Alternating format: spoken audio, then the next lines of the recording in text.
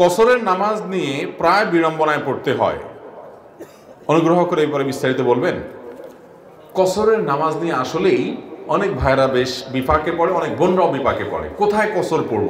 বিশেষ করে আজকালকার যুগে মানুষের কয়েকটা করে ঠিকানা, ঢাকায় থাকে চাকরির সুবাদে, গ্রামে তার নিজের বাড়ি, আবার দেখা যায় বাচ্চা কাচ্চার পড়ালেখার কারণে তাদেরকে চট্টগ্রামে রাখছে।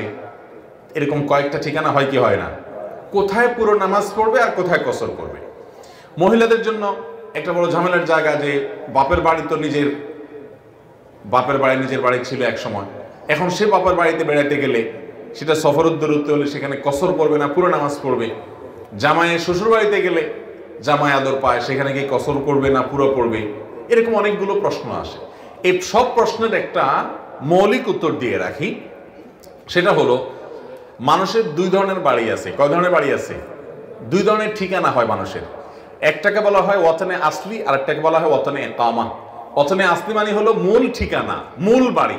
ধরেন কুমিল্লার দেবিদ্বারের এই গ্রামে ছোট শালঘরে আপনার বাড়ি, বাপদাদার ভিটা, এখানে আপনার ঘর বাড়ি আছে, এটা হলো আপনার মূল বাড়ি। আপনি পাসপোর্টে স্থায়ী ঠিকানা এটা লেখেন, এনআইডিতে আপনি এটা লেখেন, সব জায়গায় এটা লেখেন, এবং এটা আপনার স্থায়ী ঠিকানা। সোজা কথা, ঘুরে ফিরে আপনি এখানেই আসবেন। আর আপনি ঢাকা শহরে চাকরির সুবাদে আছেন বা ব্যবসার সুবাদে আছেন, আপনি সেখানে একটা ফ্ল্যাট বাড়ি ভাড়া নিয়ে আছেন, কিংবা সেখানে ফ্ল্যাট একটা আপনি কিনছেনই, বাট ওখানে আপনি থাকেন, কিন্তু আপনার মূল ঠিকানা এখন এখানেই, আপনার এখানে গর্বিতে আছে, সব আছে। তাহলে দুই রকমের ঠিকানা হলো, একটা মূল ঠিকানা আর হলো বসবাসের ঠিকানা, যে ওখানে বসবাস করতেছেন। এই দুই জায়গাতে ফুল নামাজ পড়বেন। মূল ঠিকানাতেও ফুল নামাজ পড়বেন, বসবাসের ঠিকানাতেও ফুল নামাজ পড়বেন।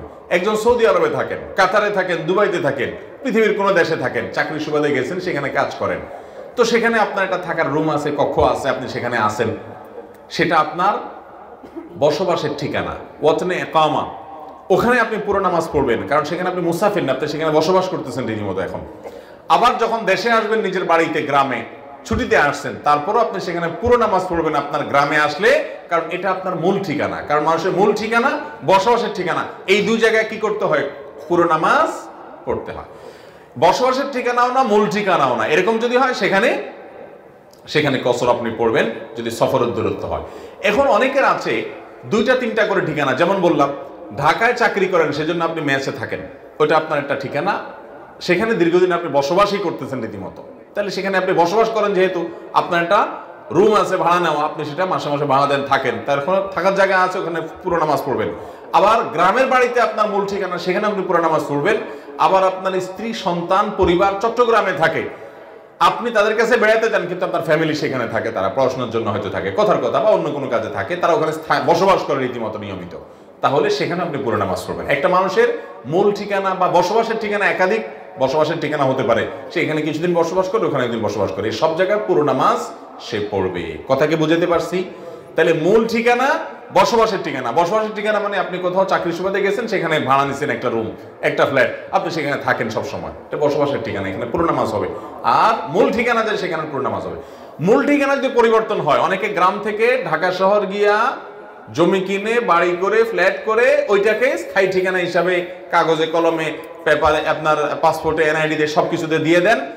গ্রামে তার আসলে তেমন কিছু আর নাই, বাপদাদার ভিটা আছে, ভাগযোগ হয়ে গেছে, সে তার অংশ বিক্রি করে নিয়ে গেছে, কিংবা দিয়ে দিছে, তার কোনো এখানে থাকার ব্যবস্থা নেই। এটা কিন্তু তার মূল ঠিকানা আর থাকে না, কারণ মূল ঠিকানা পরিবর্তন হয়ে গেছে, সে এখানে আর সন্তান, ছেলে মেয়ে কখনো ব্যাক করবে, এরকম কোনো চিন্তা ভাবনাও তার মাথায় আর নাই। তাহলে মূল ঠিকানা এটা আর থাকলো না। বিশেষ করে যখন ভাগযোগ হয়ে যায়, তখন শেষ, এখানে সে আসলে এখন মুসাফির থাকবে। আর মহিলারা বিয়ের পর স্বামীর বাড়ি, স্বামীর সাথে বসবাস করছেন, ওইটাই তার মূল ঠিকানা। এখন বাবার বাড়িতে তিনি গেস্ট, বাবার বাড়িতে তিনি কি মেহমান।